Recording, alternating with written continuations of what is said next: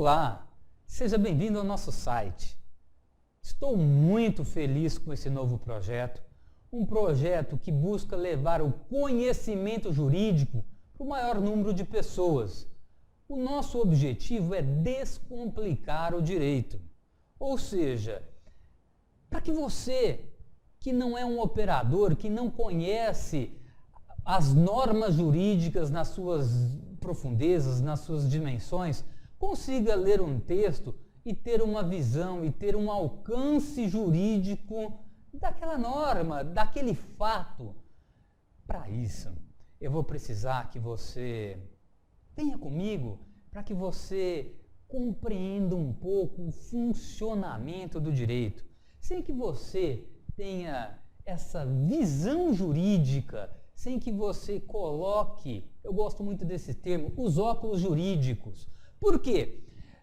Se uma pessoa me trouxer aqui uma planta, eu vou analisar, vou olhar e não vou conseguir ir além de falar que é uma planta e que tem ali as folhas verdes. Eu não vou conseguir entender a dimensão, a natureza, onde que ela existe, como ela se reproduz. Não sou da área, mas a minha missão aqui com você é que você seja capaz de analisar um fato e ter, sim, uma visão jurídica, que você consiga compreender o alcance daquele fato e suas repercussões no mundo fenomênico. Para isso eu preciso que você coloque os óculos jurídicos, mas eu preciso te ajudar. Inicialmente, a gente precisa desmistificar algo muito interessante no direito, fazer uma distinção importante, uma distinção do direito, do conceito de justiça e do conceito de moral. Vamos primeiro pelo conceito de moral. Vamos lá, Rodrigo, o que é moral? Moral é algo que se espera normalmente de uma pessoa, ainda que não exista uma norma coercitiva, ainda que não exista uma norma que imponha uma sanção a ele. Você pode me dar um exemplo? Claro, vem cá, eu te ajudo. A fila. Não existe uma lei que fala que para você comprar determinada mercadoria ou produto, que você deve respeitar aquela fila, aquela ordem. Isso é um conceito moral. Se você descumprir aquela regra, não existe por detrás dela nenhuma sanção, em tese. Outra, me dá outro exemplo, ainda não ficou muito claro. Se eu agora cuspir aqui nesse chão ou em algum local público, as pessoas vão olhar assim e falar: nossa, mas que sujeito porco, que sujeito que é pequeno. Mas qual é a sanção jurídica? Existe uma reprovação social. Veja bem que a regra moral ela vai além da regra jurídica, uma reprovação social. E isso decorre muito dos costumes. Não adianta você aqui no Brasil querer impor uma regra moral em determinado país que às vezes admite até mesmo a bigamia. Por quê? Além de ser moral, passa a ser uma regra jurídica para eles. Entenderam? Moral. Agora, significa o quê? Que tudo que é moral está dentro do campo do direito. Às vezes uma regra moral, ela amanhã passa a ser uma regra jurídica. Mas nem tudo que é direito é moral. Pois bem, e agora muitas pessoas clamam por justiça. Não é justo. Eu não concordo. É necessário compreender que o direito ele busca sempre a justiça. Mas o direito ele trabalha com regras objetivas. O direito é regra e exceção. Você não concorda comigo que você tem um conceito de justiça? Às vezes, aquilo que é justo para você não é justo para mim. Qual que é o seu conceito? Qual que é o seu entendimento de justiça? É muito subjetivo. Pode me exemplificar? Te ajudo. Ó, preste atenção. Suponhamos que tenhamos uma pessoa muito rica que tenha inúmeros imóveis e que eles estão alugados e um deles, apenas um deles, ou dois, enfim, seja quantos forem, esteja com uma senhora de idade, doente, e ela começa a atrasar esse contrato de aluguel, essas parcelas mensais. É direito desse proprietário, requerer o quê? Após análise do contrato, 2, 3 meses de falta de pagamento, notificação, requerer o despejo. Ah, mas não é justo. Pode até não ser justo, mas é direito. Eu não concordo que a pessoa lá é primária, tem bons antecedentes e comete um furto e sai pela porta da frente. Nem preso foi. Ora, é direito. A pessoa é um réu primário, tem bons antecedentes, reside no distrito da culpa, não cometeu um crime hediondo, logo lhe é de direito responder o processo em liberdade. Eu não concordo, isso é uma grande injustiça. Justiça, conceito subjetivo. Direitos, regras objetivas. Então nós temos uma regra.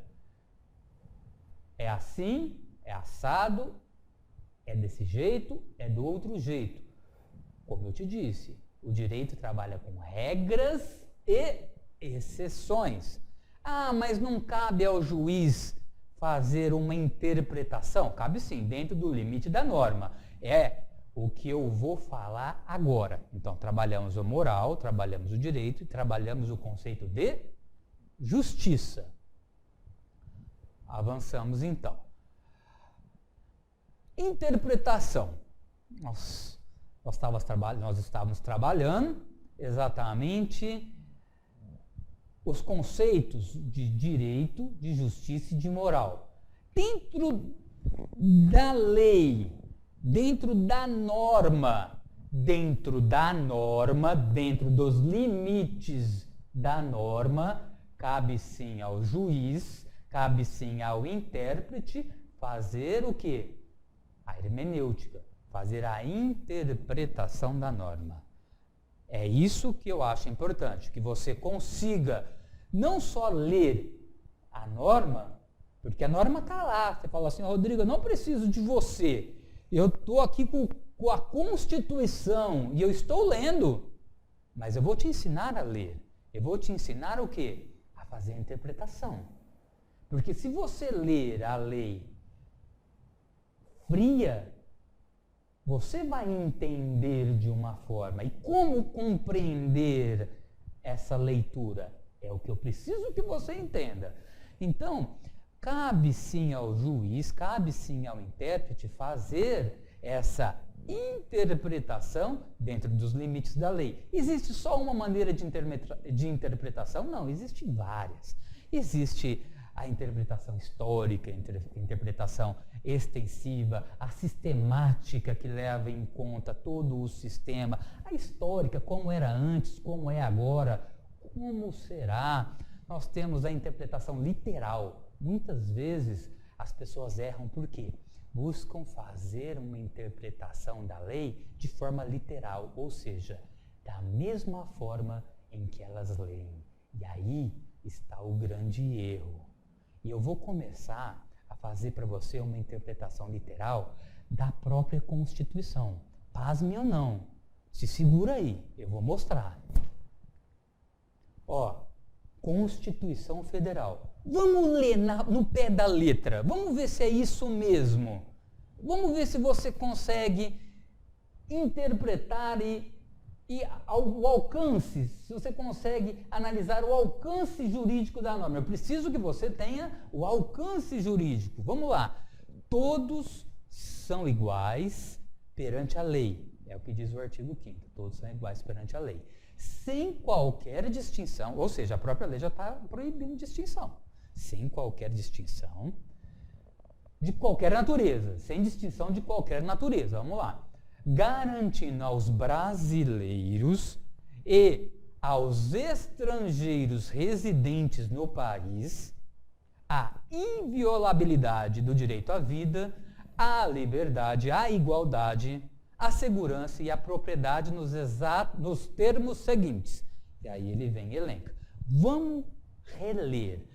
Todos são iguais perante a lei, sem qualquer natureza, garantindo aos brasileiros e aos estrangeiros residentes no país. Se você fizer a interpretação literal, aos estrangeiros residentes no país, você está o quê? Excluindo dos estrangeiros que não residem.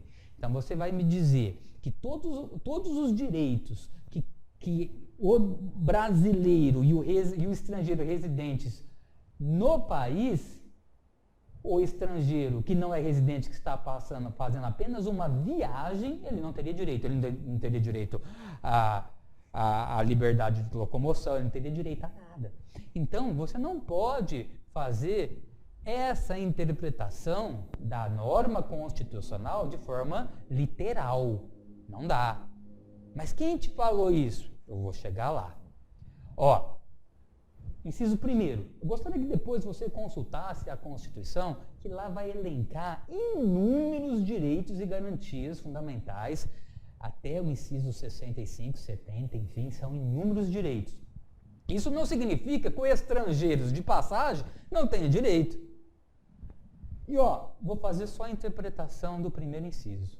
Literal, para você ver que não dá para fazer a interpretação literal. E depois eu vou te ensinar como fazer a interpretação. Homens e mulheres são iguais em direitos e obrigações. Aí você fala, nossa, homens e mulheres são iguais em direitos e obrigações. Aí você que está aí me assistindo fala assim, olha, eu tenho uma dúvida.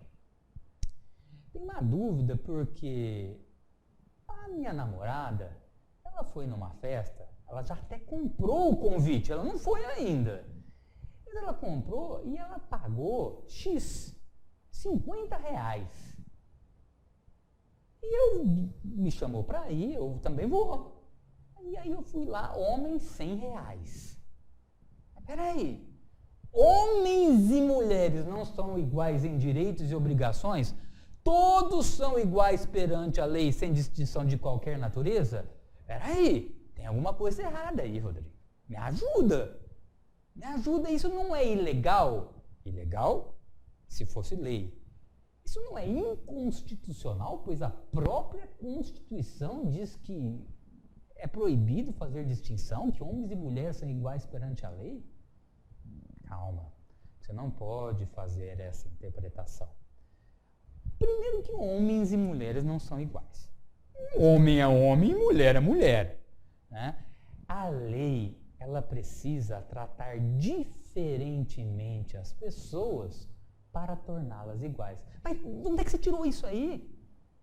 Não sou eu. Isso aí quem disse é o STF. Mas como é que ele disse isso? Se questionou. Um dia chegou alguém e questionou.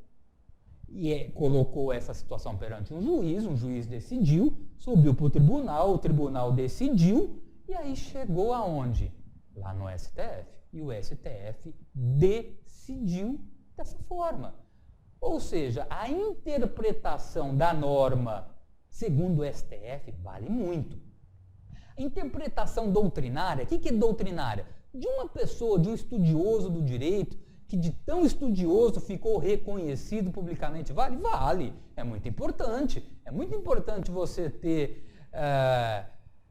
esses pensadores do direito, mas se tem um conselho, acompanhe sempre as decisões do STF, pois ele é o guardião da Constituição e é ele que diz, em última instância, sobre a atribuidade e sobre a aplicabilidade da norma.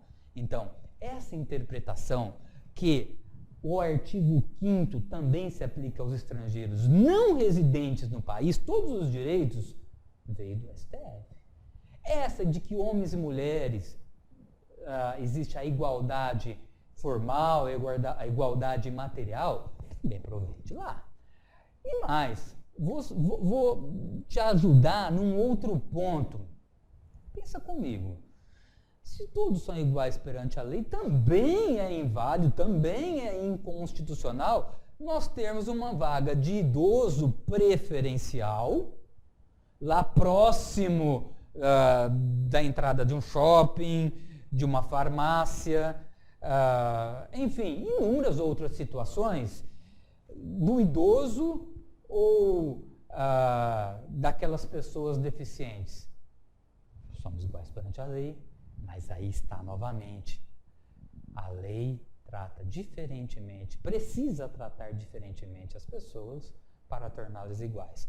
Por isso, não é inconstitucional estabelecer essas exceções, tanto do idoso, tanto do deficiente físico e essas outras interpretações. Por isso, cuidado. Cuidado quando você ler uma norma. Não interprete ela definitivamente. Busque, sim, mecanismos, seja na doutrina, seja na jurisprudência, que eu vou conversar com você sobre a jurisprudência, para que você consiga entender a dimensão, o alcance jurídico dela. E é exatamente essa a nossa proposta, pegar um determinado fato, uma determinada notícia que aconteceu e trazer ela para o nosso mundo jurídico aqui, e exemplificar e desmistificar para você, para que você consiga futuramente fazer sozinho. Vamos lá. Aqui tem um ponto que já necessita de um exercício mental um pouco maior.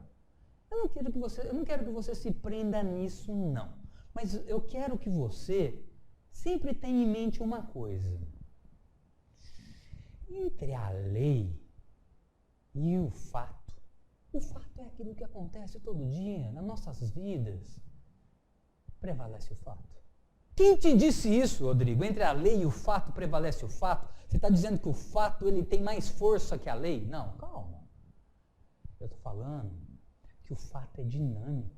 A nossa sociedade está em constante evolução. Ela evolui, passa a valorar os fatos, os acontecimentos de forma diferente, muito mais rápido. A sociedade é dinâmica. A gente muda e passa a valorar as coisas diferentemente.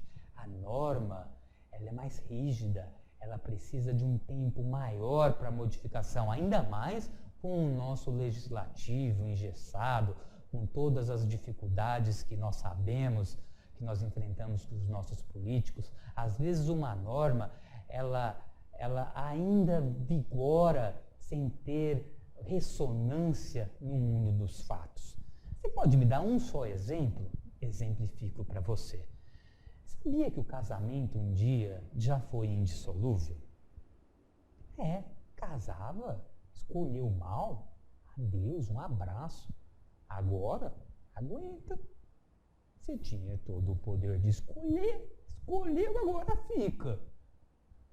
Já foi assim. Não faz muitos anos, já faz um certo tempo, que isso mudou. Olha, não tem como as pessoas ficarem juntas. Não tem mais química não, cara. Não rola mais. Não dá mais para ficar. Desgastou, acabou. Então aí veio o Instituto da Separação e tudo mais. Só para que você consiga entender. Agora, que as sociedades humanas envolvem um juízo de valor, isso tudo, a imperatividade da norma, tudo isso eu já disse. Agora vou exigir um pouco mais de você. Vou exigir que você entenda um pouco como as leis elas estão organizadas no nosso sistema jurídico. Eu sei que aqui está um pouco difícil, mas nem é a intenção minha, nem nossa, que você entenda isso de forma profunda. É apenas para que você tenha isso em mente, que você entenda a hierarquia das leis. Tem muitas pessoas que falam que não existe hierarquia entre as leis, que cada um tem um campo de incidência própria. Seja isso ou não, que eu até concordo que cada norma tem o seu âmbito de atribuição e que não há necessariamente hierarquia, de forma didática fica interessante a gente compreender como se existisse uma hierarquia. É a tal pirâmide de Kelsen, que é um jurista, que ele colocou no topo a Constituição. A Constituição é aquela que vem traçando as regras do Estado. Ela não tem por objetivo esmiuçar todos os direitos. Ela estabelece os limites, os paradigmas e atribui à norma infraconstitucional a forma e as maneiras como aquilo irá se desencadear, como aquilo lá irá ocorrer. Então, no topo delas, a gente tem aqui a Constituição, depois as leis complementares, as leis ordinárias, tanto as leis complementares como as leis ordinárias, elas provêm da onde? Do legislativo. Ah, interessante. Legislativo federal. Mas depois a gente vai falar de Assembleia Legislativa, a gente vai falar do Congresso, vamos falar também da Câmara dos Vereadores. Não é esse o objetivo agora. O que eu quero que você compreenda, e que talvez seja agora interessante fazer esse entendimento, é o seguinte: as leis complementares, elas se diferem das leis ordinárias de uma forma bem simples. Toda vez que a Constituição, ela fala que aquela matéria deverá ser regulamentada por lei complementar, ela precisa falar. E eu dou um exemplo. Olha aqui, o direito de greve do servidor público será exercido nos termos e nos limites definidos em lei complementar. Mas qual que é a diferença entre lei complementar e lei ordinária? Fora o fato de que a própria lei fala que aquela norma será regulamentada por lei complementar. O quórum. Aqui nós temos um quórum maior de aprovação e aqui um quórum menor. Depois nós iremos também tratar das questões dos quórums. Resolução. Resolução, veja bem, são atos administrativos, eles não provêm do legislativo. Resoluções. Depois nós temos aqui a portaria, que seria um estilo, cuidado, calma lá, como se fosse um regimento interno. Mas não é. Mas você compreendendo essa pequena hierarquia aí, vai te ajudar demais a compreender uma série de fatos e fatores que a gente vai tratar nas nossas aulas e que a gente vai mencionar nos nossos artigos e também nas notícias jurídicas que a gente vai trazer oportunamente. Agora, eu preciso que você saiba interpretar a Constituição. Aqui é um pouco mais complicado, mas eu te ajudo. O que é uma norma de eficácia plena? O que é uma norma de eficácia limitada? E o que é uma norma de eficácia contida? Isso aqui a gente encontra na Constituição. Uma norma de eficácia plena é aquela que ela não precisa de mais ninguém. Não precisa de norma infraconstitucional para regulamentar, para ter vigência imediata. Me dá um exemplo. Artigo 13. A língua portuguesa é o idioma oficial da República Federativa do Brasil. Você não quer mais? Mais nada, está valendo. Aqui se fala português. Ora, norma de eficácia limitada. O que seria uma norma de eficácia limitada? Está na dependência de edição de lei infraconstitucional, que também a gente fala de lei integradora, para produzir seus efeitos. Ou seja, muitas vezes a Constituição dá o direito, mas atribui a norma infraconstitucional a sua regulamentação. E muitas vezes o que ocorre, Rodrigo? Ocorre o seguinte: a Constituição dá o direito, a norma infraconstitucional não existe, você fica com o direito sem regulamentação. Isso existe? Existe demais. Existe demais. Me dá um exemplo. Artigo 7º, inciso 21, que trata da participação nos lucros e resultados desvinculados da remuneração e, excepcionalmente, participação na gestão da empresa, conforme definido em lei. Essa lei, ela não existe ainda. Ou seja, essa forma de participação nos lucros ainda não está regulamentada.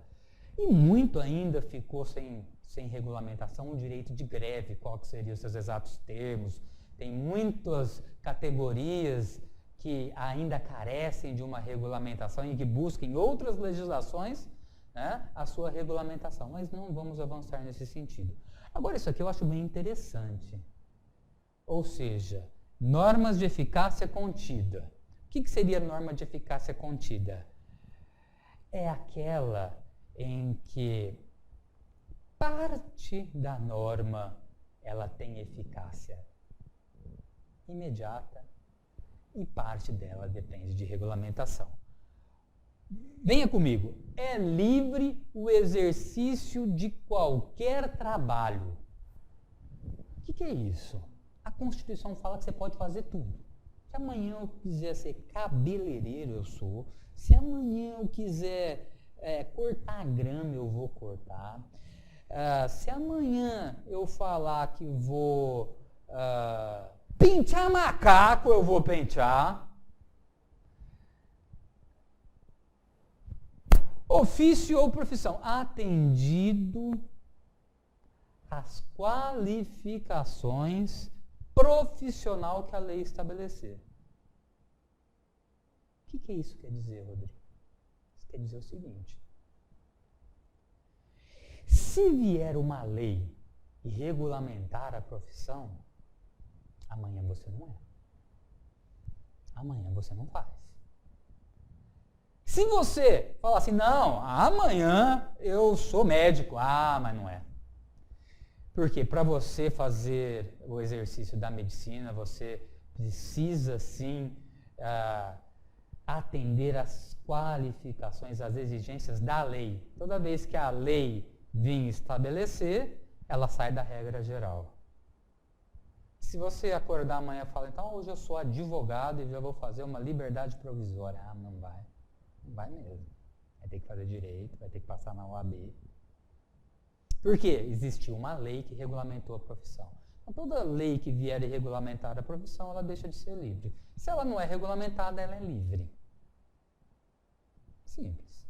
E aqui eu gostaria até de avançar um pouco. Tem um slide lá no final que ele vai tratar exatamente disso, né, que eu gostaria de falar agora com vocês. É esse aqui, ó. O STJ entende que a intermediação de compra e venda de imóvel não é exclusiva a integrantes do CRECE. O que acontece? O CRECE, que é uma organização, eles regulamentaram por resolução, que é ato administrativo, que para você fazer uma compra e venda, você deveria ter a certificação daquele órgão. E isso foi questionado. Não. Absolutamente. Para fazer compra e venda de imóvel, se eu amanhã e falar que vou acordar e vou vender imóvel, eu vou vender imóvel.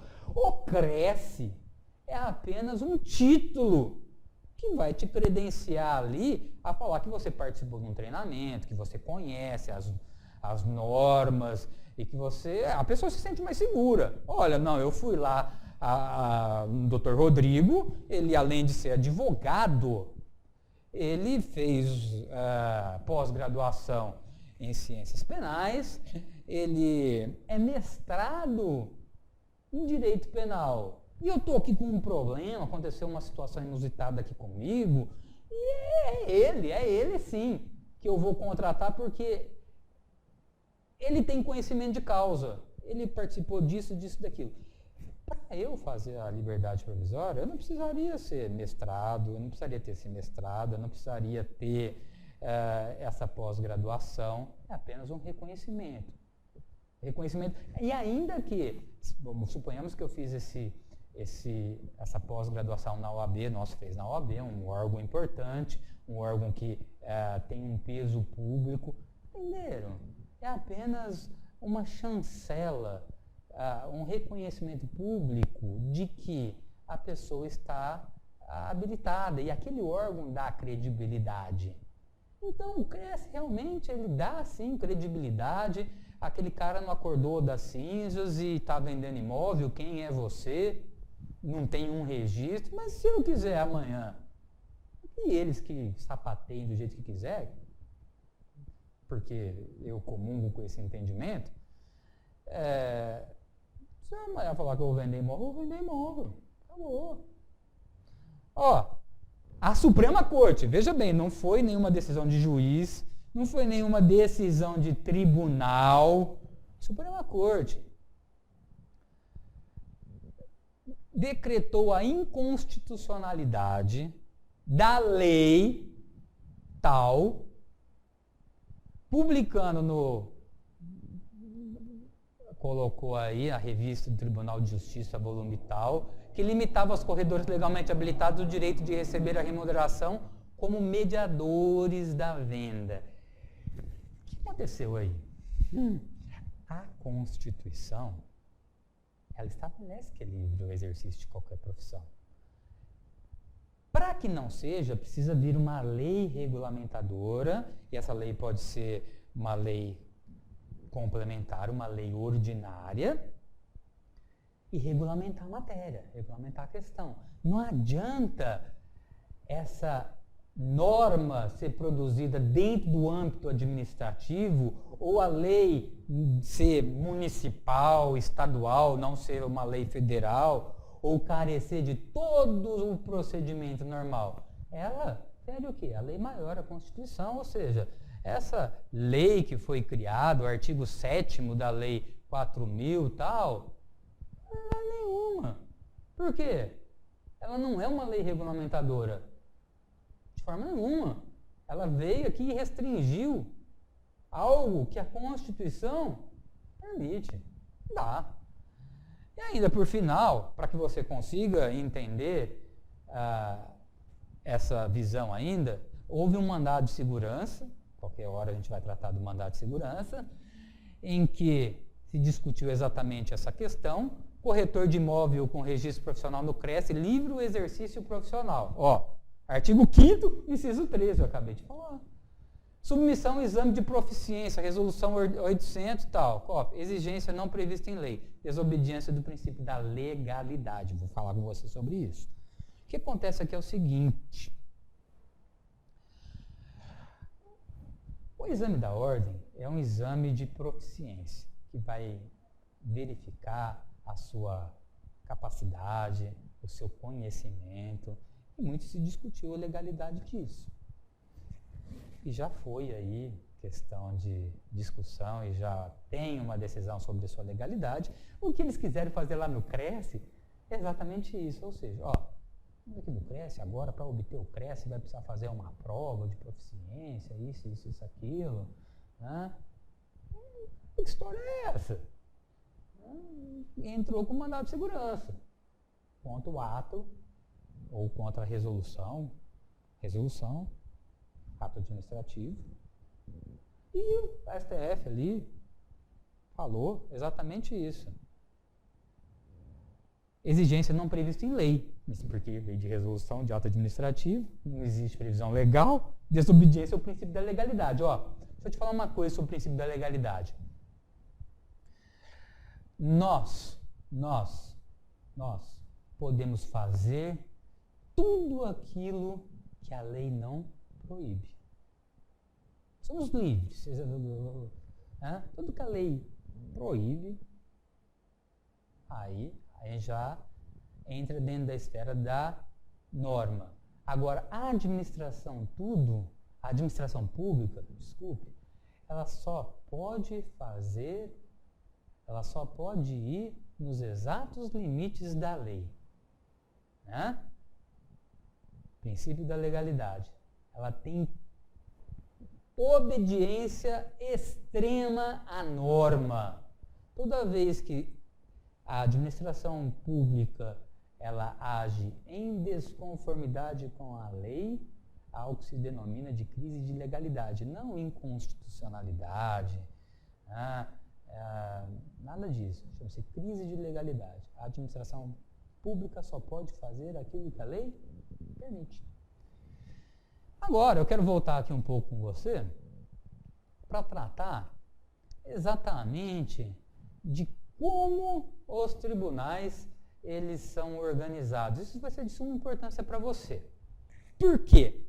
Se você entender, você já entendeu que direito é interpretação, que não é a minha interpretação, que você não pode fazer nem sempre uma interpretação literal. Às vezes cabe sim interpretação literal. Que eu devo sempre buscar o entendimento de doutrinadores e, sobretudo, os entendimentos dos tribunais superiores. Porque um fato acontece, você vai colocar essa situação para um juiz. Agora, quantos juízes nós temos? Não só aqui em Uberlândia, mas no Brasil, o juiz é o que mais tem. Você tem dúvida que você vai colocar a mesma situação de fato, que vai sair situações diferentes, que vai sair decisões diferentes sobre, às vezes, a mesmíssima situação? Nenhuma, eu não tenho dúvida disso. Eu te mostro em números. Não é o nosso objetivo aqui. Mas, o juiz, ele tem a liberdade de fazer, dentro dos limites da lei, a interpretação e aplicar o direito ao fato concreto. Quer dizer que está certo. Quer dizer que ele tem aquele entendimento. Cabe o quê? Recurso. Toda vez que você recorrer, nós estamos em 25 tribunais, 26. Então nós temos os tribunais. Cada estado tem um tribunal de Justiça. Então, você recorre, essa situação sua vai ser analisada pelos órgãos colegiados e que vão emitir um parecer. Agora, você tem dúvida que em 25, 26 tribunais nós vamos ter tribunal que entende de uma forma e tribunal que entende de outra forma? A mesma situação? Nenhuma. Às vezes, a mesma situação, ela passa a ser pacificada por um determinado tribunal, que nós temos lá dentro dos tribunais alguns órgãos internos que pacificam temas divergentes dentro do próprio colegiado, dentro do próprio tribunal, para gerar a uniformização de um entendimento. Mas ele gera a universalização de entendimento aonde? Dentro daquele tribunal. Agora, nós estamos em inúmeros tribunais, o que acontece? O outro tribunal já entende que não é bem daquela forma. E aí, quando existia essa divergência jurisprudencial entre tribunais, entre outras situações, ofensa à lei federal, você consegue subir essa questão para uma análise do STJ ou STF. A gente vai tratar depois oportunamente quando vai para o STF, quando vai para o STJ. E é claro que uma decisão da Suprema Corte, seja federal ou do STJ, Supremo Tribunal de Justiça, ela tem um peso muito grande, ela vale bastante, ainda que não seja o seu entendimento, né?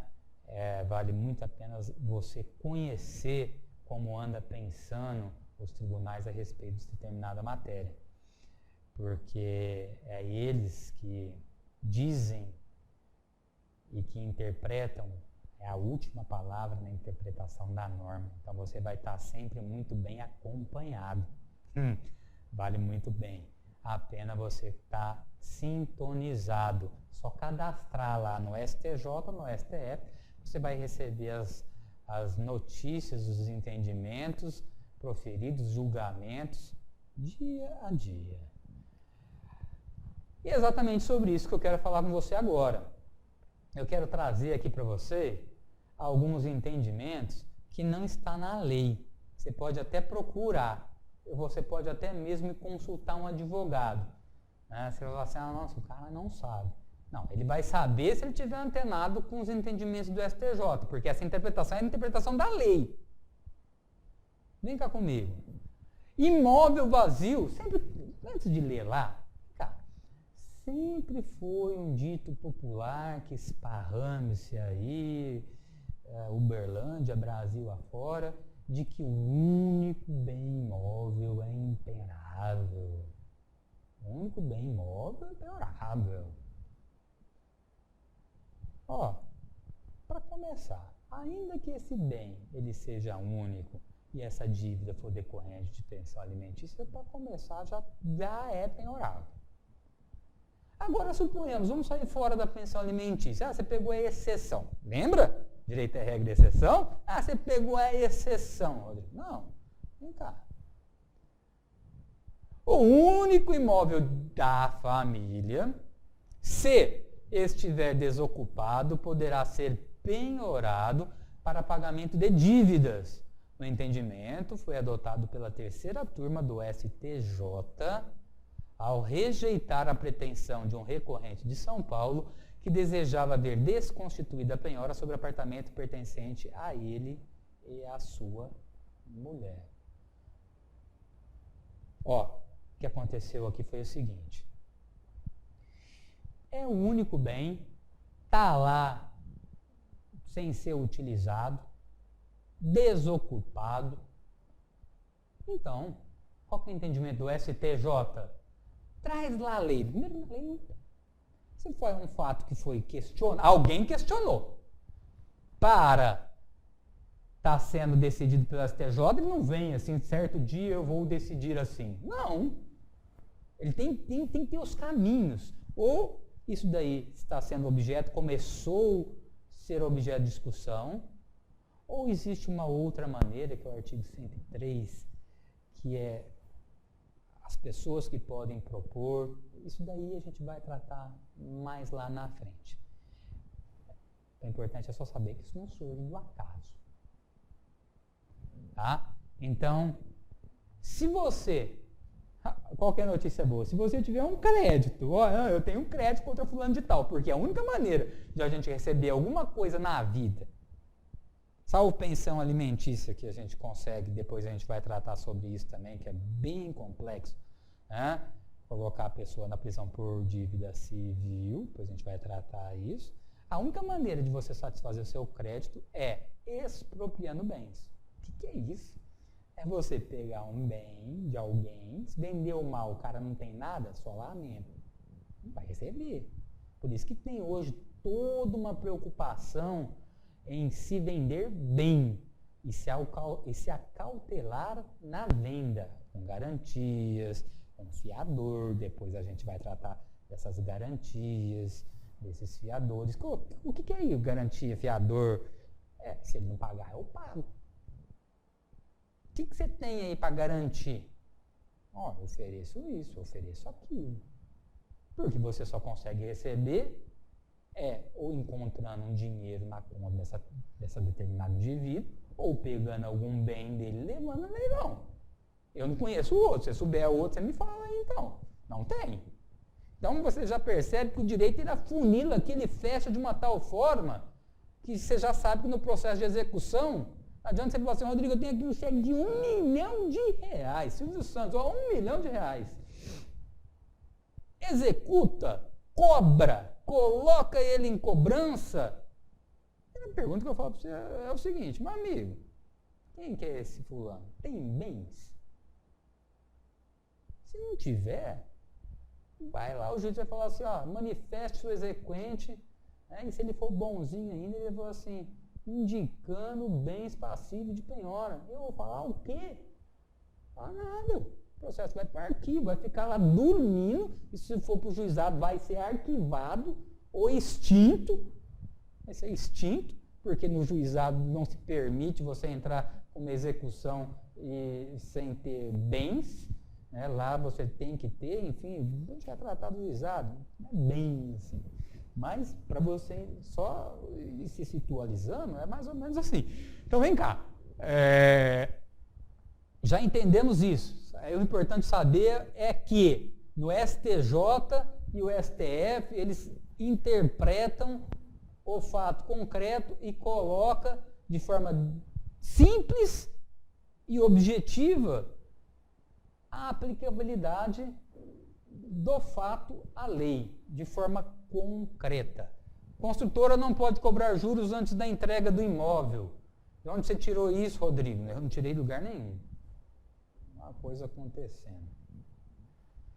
Não tirei de lugar nenhum. Isso daí foi um entendimento, novamente, da onde? Do STJ. Né?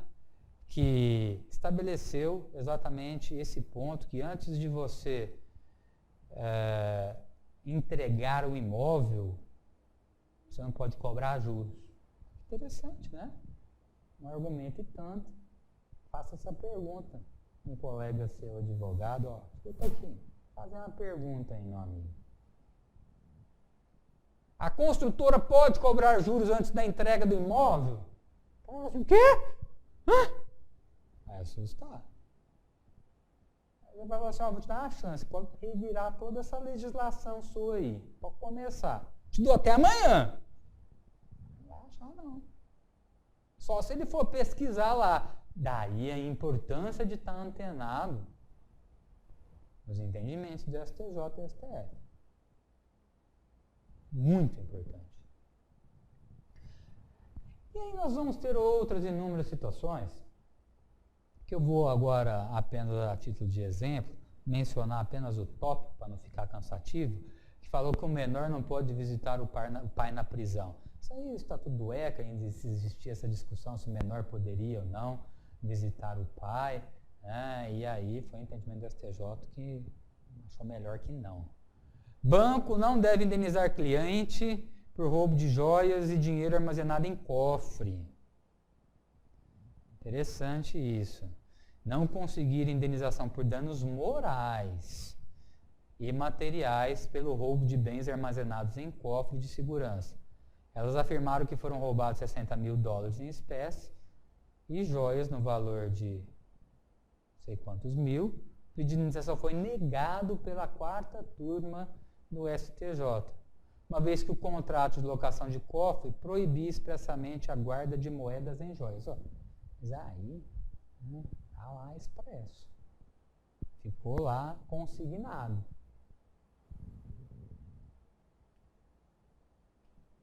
Lá a gente já falou.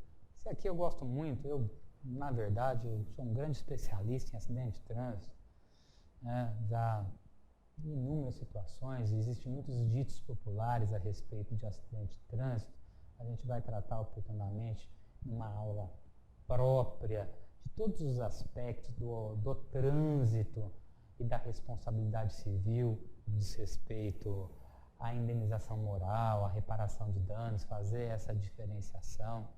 Mas eu quero aqui trazer 2 pontos muito importantes que falam sobre trânsito, sem querer aí atingir ou exaurir o tema, é falar aqui, que é uma questão que foi muito debatida, que ele fala o seguinte, né?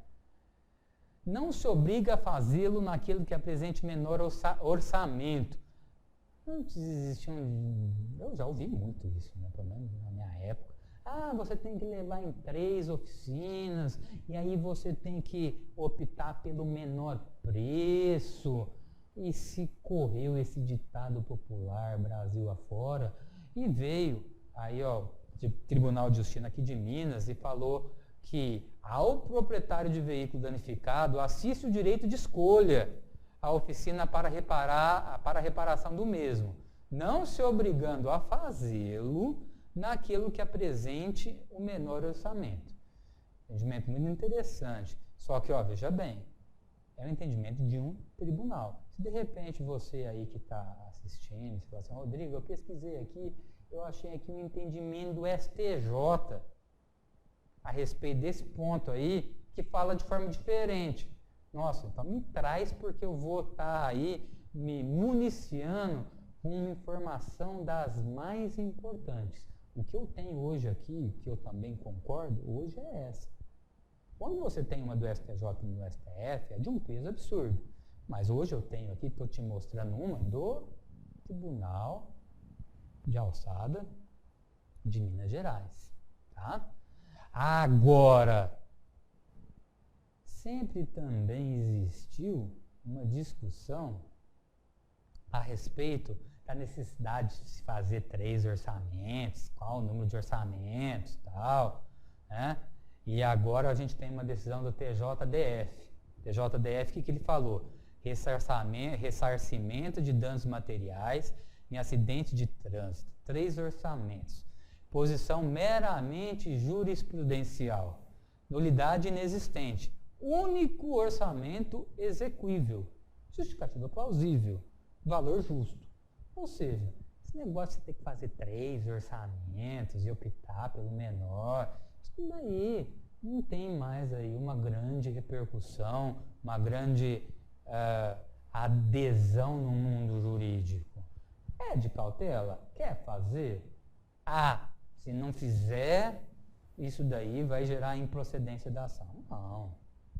Nem vai gerar improcedência da ação, desde que esse orçamento ele seja único, esse orçamento ele seja idôneo, é suficiente. Porque vai caber ali num fato modificativo de direito descredibilizar, desacreditar aquele orçamento, falando que ele é um orçamento que extrapola a razoabilidade, ainda que seja único. Mas isso a gente vai tratar também no momento oportuno. Para que tudo isso? Para que tudo isso? Para que você consiga entender que direito é interpretação. Não é a minha interpretação. Também não é a sua interpretação.